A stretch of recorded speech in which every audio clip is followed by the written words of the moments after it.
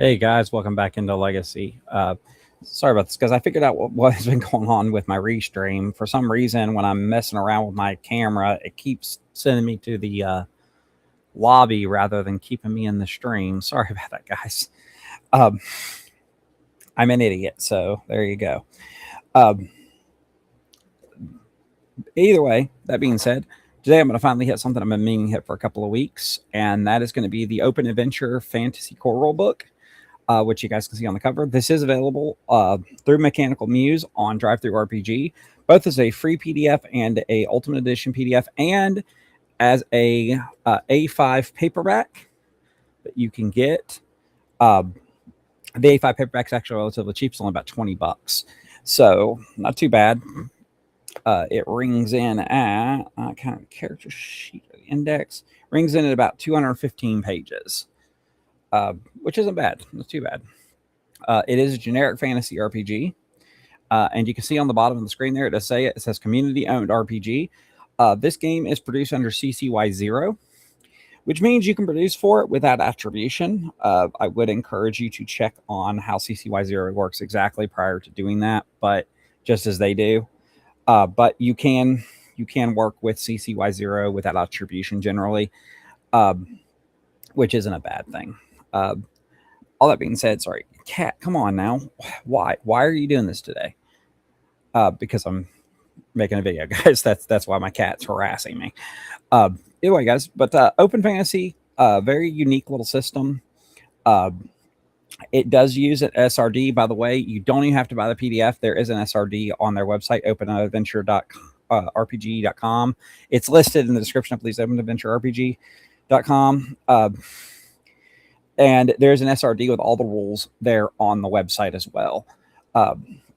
well as some fan-made content that's already been produced for it, which is pretty cool. Some new spells, new monsters, things like that.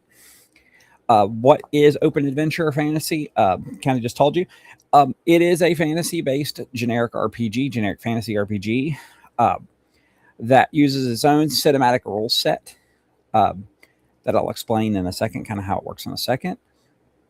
But it is a very simple system, but it's very cinematic. It's not a simulationist system. It is a cinematic system. So that being said, it's cinematic, which means it's going to be a little more abstract in how it plays and what it plays like. But so you guys can have an idea how this game plays. It is going to use, give me 2 shakes of lamb's tail. I'm just going to bring something up. Let me bring something up real quick and I will show you something.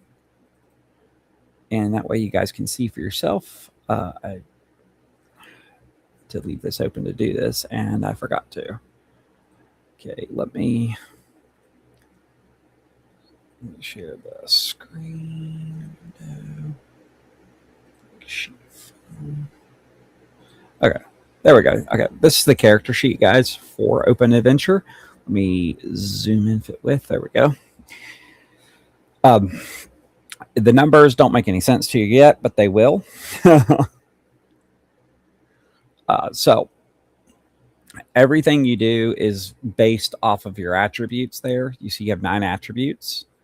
And then there's an action table. And I'll kind of explain how this works here in just a second. The basics of the system. Give me just a second to make sure I give you the information. So what you're going to do is you're going to do what's called an action check whenever you make a check. Action checks are pretty simple. They're based on difficulty and then also what's called challenge points. So if you've ever played Fading Suns, it's a little like the victory point system, not exact, but a little bit. So the more you roll over the difficulty, the more effect you get. The higher the effect, the more challenge points are overcome from the challenge. And challenge points are determined by the size and difficulty of the task. So, for example, getting past a goblin guard guarding the entrance would require 5 challenge points, whereas getting rid of a dragon so you can take its treasure would be 50. And they can go anywhere, and the GM can assign them willy-nilly based on how difficult he sees the task. So The action score itself is going to be your primary attribute score plus what's called your MO score plus any benefits you get.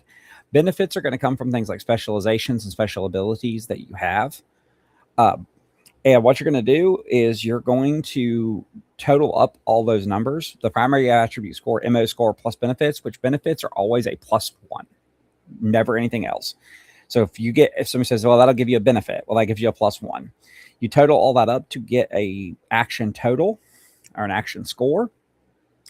And as you can see on the action table here, so say you have an action score of a 5, you will roll a d12 to try to overcome the difficulty. So difficulties, again, going to differ based on anything, on numerous factors, but can be anything from very easy at 3, which any unskilled person can do, to be nearly impossible, which is a 20 plus, which would be like a legendary master being able to pull it off. And it's really that simple. To the opposite side of that is you also have drawbacks, which would be environmental or other hazards or other events that would cause you to take penalties. Again, drawbacks are always -1. So if your GM, if they call them guides in this, if the guide were to say, oh, that's going to give you 2 drawbacks, you would get -2 to your action score. Pretty simple. The game also uses exploding dice, which means if you roll the greatest number on a die, no matter what die type it is, you pick it up, you roll it again, and you keep going until you stop rolling maximums. Pretty simple core mechanic as far as that goes.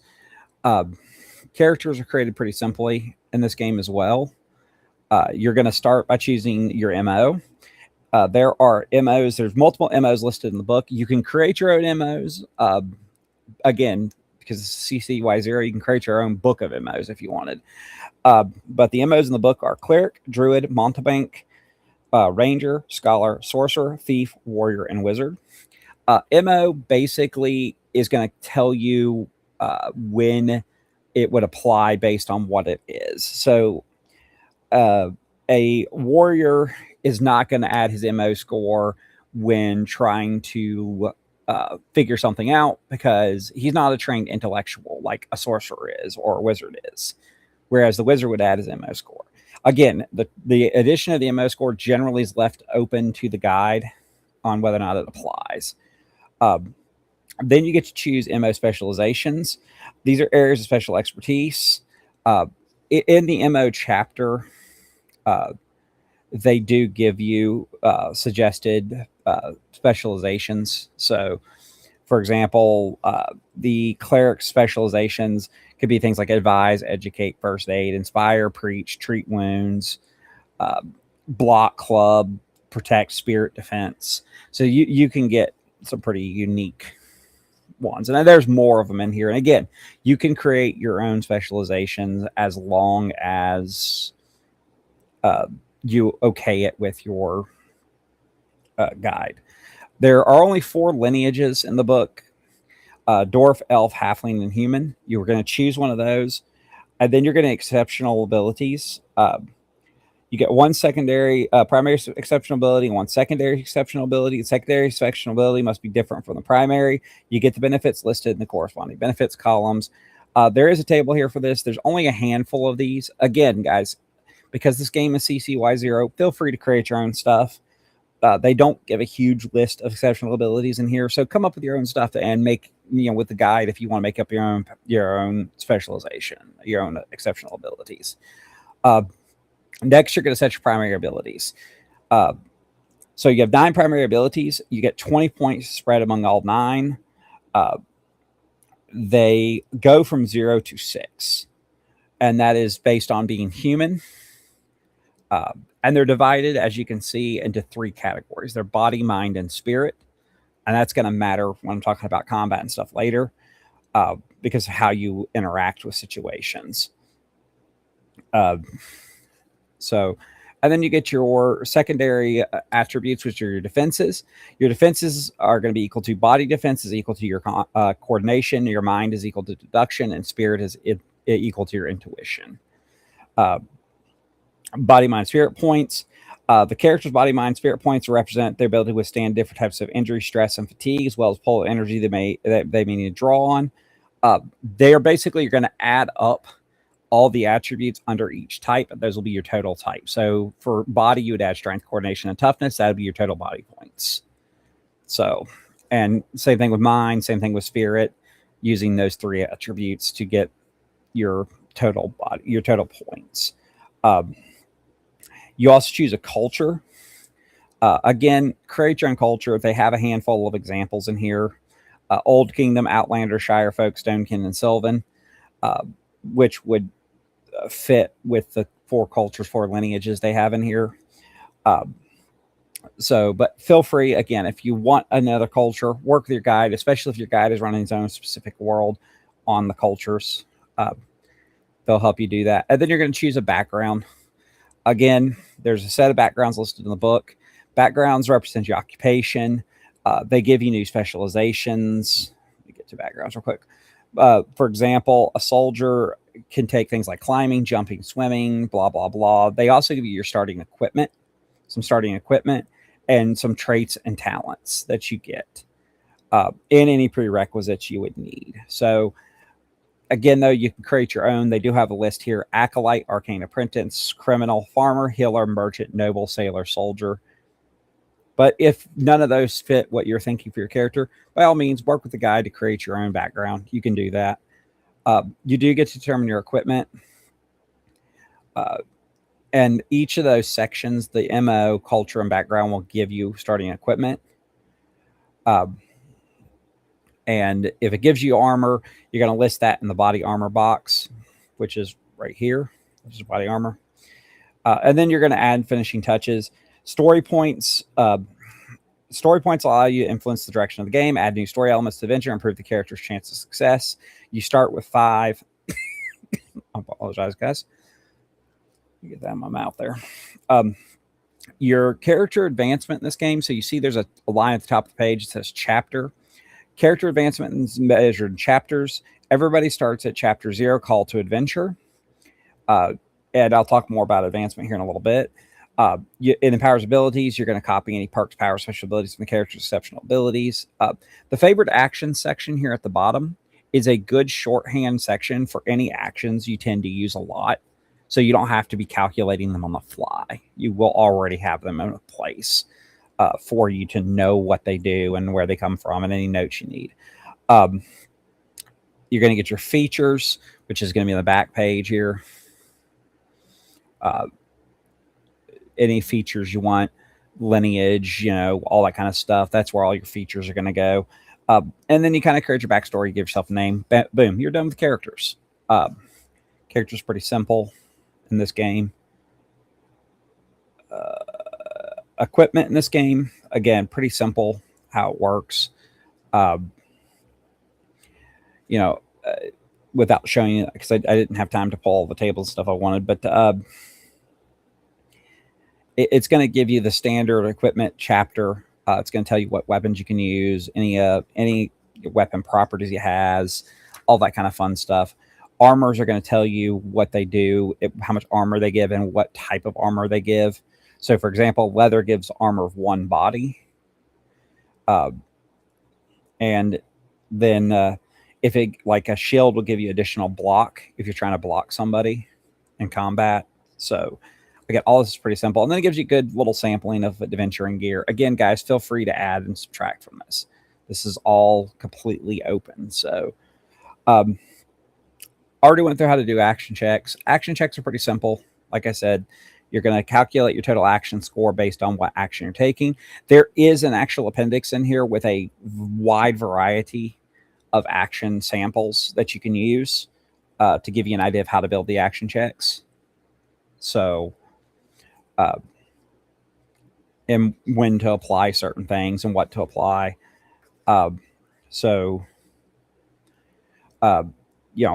You can use extra time to add benefits to a score if you have the time to add. And like I said, once you get success or failure, that's going to determine, based on the difficulty of the task. And then you're going to get effect. which is the difference between the difficulty and what you roll, and that's going to deplete the challenge points of the challenge presented. So, a critical failure, of course, exists if you ever roll all ones on all the dice that you're rolling. So if you're rolling multiple dice, it'll be a little harder. If you're rolling one die, it might be a little easier, especially if it's a smaller die. You get critical failure. They're very open-ended. And you can maintain actions by simply telling them that you're maintaining actions. There are things in this game called stunts. Stunts are pretty cool. Cool concept. They allow you to do things like fall onto a merchant's cart, throw lantern brakes and explode it into a fireball that hurts people, picking a complex lock using nothing but a rat bone. They only exist if it's vaguely possible. You cannot use stunts to do the impossible.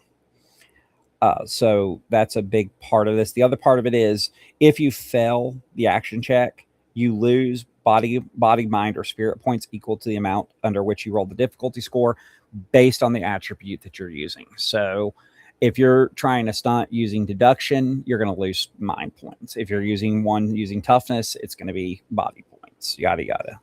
Pretty simplistic. So, you get a lot of things. Stunts get really kind of a little bit funky. You do automatically take a drawback to doing a stunt.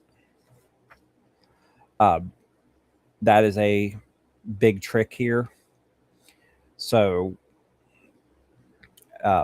it's just part and parcel of the game. You take an automatic drawback, and if you're trying to do something like hit multiple targets or anything like that, you're going to take additional drawbacks for each additional target that you target. So if you're trying to shoot 3 arrows at 3 goblins at once, you're going to take 2 additional drawbacks. So again, pretty simplistic. NPCs have a whole set of rules for their actions. They basically in the bestiary, the actions common for them are already written out. So you don't have to do a lot of math. You can do actions that are not listed, of course, but for the most part, they try to give you the most common actions that those monsters are going to take. They do not make initiative checks. NPCs act on initiative score listed in their stat blocks. So they get primary attributes, but they only have 3. They only have body, mind, and spirit. They don't get individual attributes. So if they try to do an action that calls for a specific attribute, you would use the overriding category. So if they're trying a presence attribute check, you would use their spirit. Pretty simplistic. And then if they have an action listed, if they succeed, they get a flat effect at all times. So, and they can never do stunts that are not listed. That's a pretty easy part of this. Challenges, already kind of went through them. Challenges are how this game handles difficulties. You're going to get rolls regarding that. There's a whole chapter on challenges. I'm not going to go too deep into it, but I will get into a little bit of it. Basically, challenges are going to be set. You want to set them based on how big the challenge is, which is going to be basically how many rounds it should take you to take through the challenge. And that's pretty much how that works. So a small challenge should take you about a round, whereas an enormous challenge can take you 10 or more rounds to get out of. And then there's different protections that each challenge can get. Again, don't want to go too deep into this, but it's basically it can resist or reduce or even be immune to certain types of challenges. So if you get, say, for example, if something has immunity mind, no matter what the effect you roll is, no challenge points are reduced for using mind checks against it. Or, so if you're rolling intellect, deduction, or willpower, you can't affect it. And And so, you know, it's very basic. There's different types of challenges as well. They have traits as well. So, like a time challenge would be you're on a clock, you have X number of rounds to complete the challenge. A race would be if two groups are trying to complete simultaneous challenges in order to best each other. So, a good example of a race challenge would be you're trying to get through a door before a group of guards gets down the hallway to you. That's a good example of that one. There's also escalating challenges. Escalating adds challenge points at the end of each round. So no matter how many you would have deleted, so how many you would have defeated, challenge points you would have defeated. So if you get into a challenge and you get through the first round and say you've killed 5 challenge points, but as escalating 2, it would return 2 of those challenge points. So an opposed challenge, exactly what it sounds like. One side's trying to reduce the challenge points, the other side's trying to build them up. Solo challenges can only be tried by one person. One-shot challenges are pretty common sense as well. You have one chance to reduce the challenge points to 0 or less, or you fail, and that's just how it is. Link challenge. Anyone can attempt to overcome the challenge, but includes effects that impact the target it's linked to. So that would be like a disease, would be a linked. And then you've got triggers as well. So triggers cause game effects or change the structure of a challenge. So, you know, again, this is all really well described in the book. It basically changes game effects as the time passes, as triggers pass. So, you know, and then of course you get rewards and consequences as well. So you can get story points. You could end an encounter. You can be captured, killed, change the direction of the story, gain wealth. You know, anything you can think of could be a reward for overcoming challenges. Adversaries are considered challenges. They are not defeated by using the body points and all of the wound system. They have a challenge points listed. Once you reduce their challenge points to 0, they are defeated, period. That's how adversaries work in this game. And again, adversaries can take actions just like everybody else. Encounters in this game are a little weirder than most games, and that time in this game is not set. Again, it's not simulationist, it is cinematic. So when you set rounds for a challenge, you set the rounds based on the actual challenge. So like a combat could be 6 seconds a round, whereas you know, trying to set up for a challenge where you're trying to prevent somebody overrunning a gate could be an hour at a time. There is a time chart in here. Again, guide really gets to set a lot of this. A lot of this is on the guide's end. Distance in this game, when you're in fights or anything, pretty simple.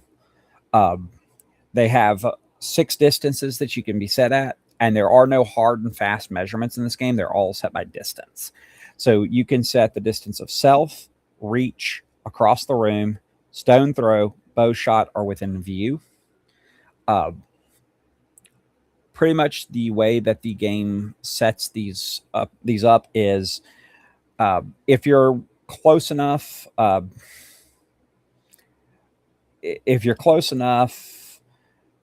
in a normal round of 1 minute or less, you can move using a minor action from, say, across the room to reach, or stone throw to reach.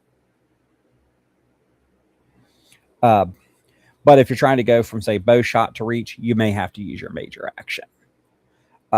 Again, guide kind of determines that.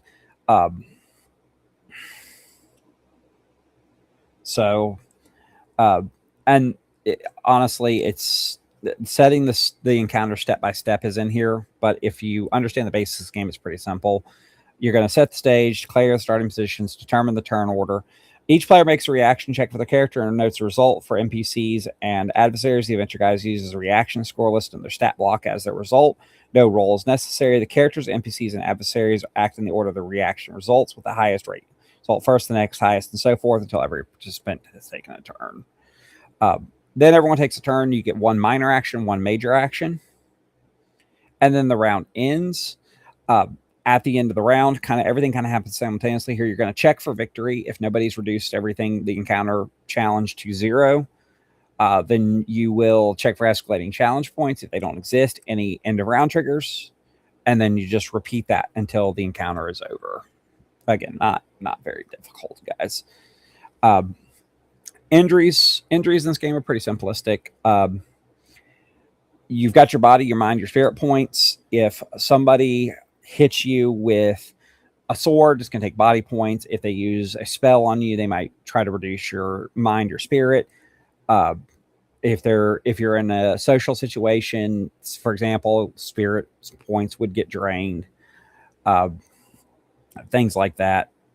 Mind points might be drained. Either way, if you ever hit 0 in any one of your point pulls, body, mind, or spell spirit points, you become incapacitated. You are not dying yet. You are just incapacitated.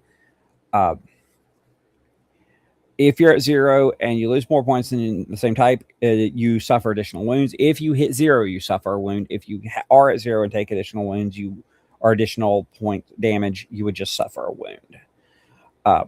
There are several ways to recover. I'm not going to get into the recovery because it's very mechanical.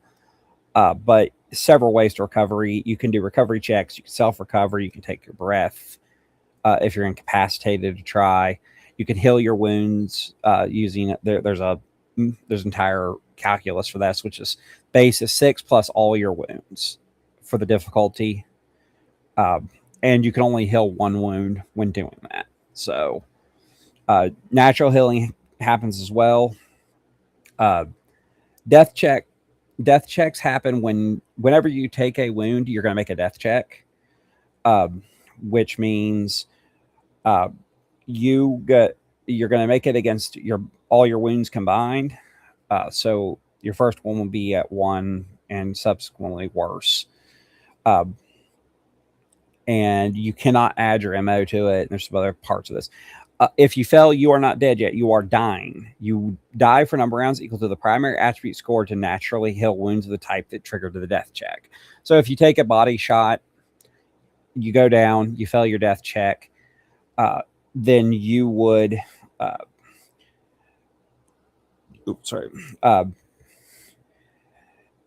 would use toughness to try to stay alive. So if you have a toughness 3, you get 3 rounds to be stabilized before you die.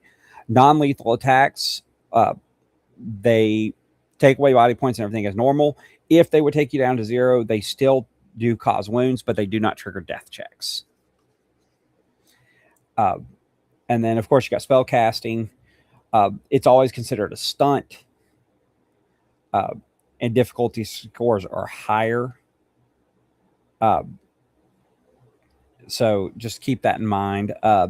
The base difficulty spellcasting is action difficulty plus range modifier plus reality modifier.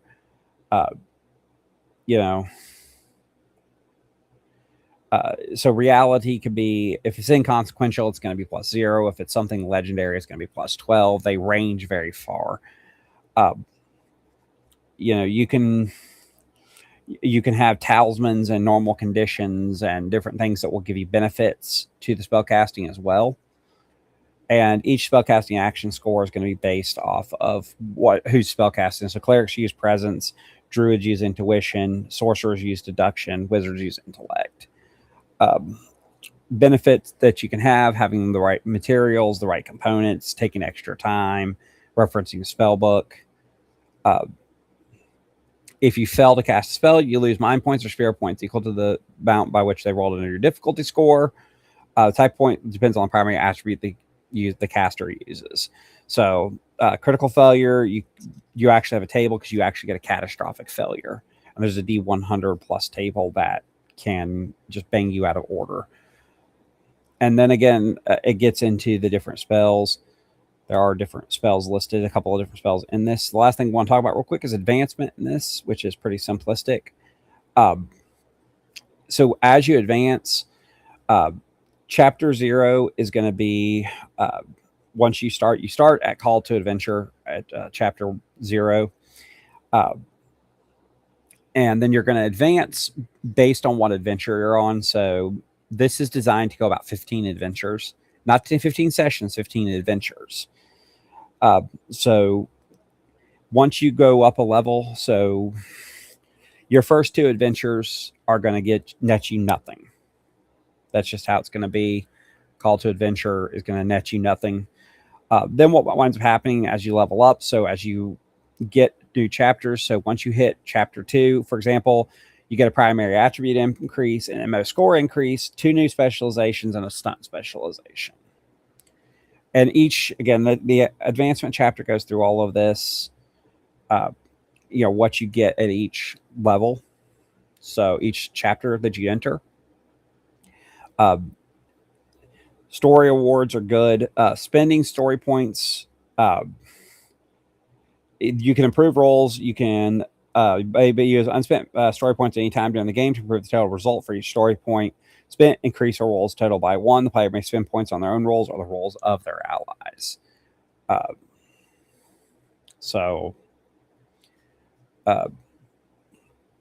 And then you can use story points in other ways. Anytime with the Adventure Guide's position, the story point reward table lists some suggestions for how players may wish to spend them.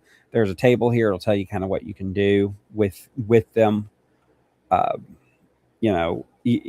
Basically, you can use story points to do anything you need to do if you want to add new abilities or whatever. So that's the basic of it. But that is Open Adventure Fantasy. Not very difficult system. Like I said, very simplistic as far as system-wise. It is open content. So, guys, I really encourage you. It doesn't hurt you to check it out. Like I said, you can even check it out on the website, which is linked in the description. There is a SRD on there with every role, which will let you see the roles more in effect and in depth than I was able to get into. But the game itself, like I said, 215-page rule book, nothing complicated about it, pretty simple. And because it's CCY0, it's very easy to create for creating new lineages, creating new MOs, creating new backgrounds. All of that stuff is very simple to do. Nothing difficult about it. And it encourages that because it encourages you to use it to build your own worlds. So all that being said, guys, that's all I got on this one. As always, leave your thoughts, comments, questions, concerns below. You can feel free to do so. Just please follow through rules. No ad hominems, no picking fights, no college dissertations. Other than that, we do hope you guys have fun. And